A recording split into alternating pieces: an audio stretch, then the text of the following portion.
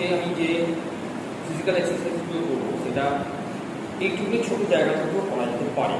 সেটাই আমি যেগুলো রাখি। প্রথম জগিং হবে, মানে জাস্ট আমরা হালকা দৌড়াবো। সেটা কীভাবে এটা এইভাবে অল্প জায়গা, এটা স্কুলের ক্লাস অল্প জায়গা এই এটা মোটামুটি বডিটাকে জাস্ট আলাদার জন্য বডির যে বিভিন্ন রকম এটার ফুলগুলো আছে বডির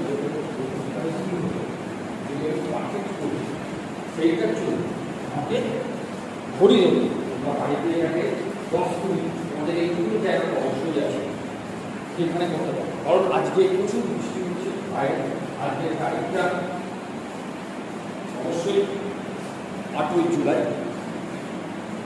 তাই স্কুলে কোনো স্টুডেন্ট আছে, আমার স্কুলে কোনো স্টুডেন্ট আছে, আমি সেই জন্যই ভিডিওগুলো করতে পারছি।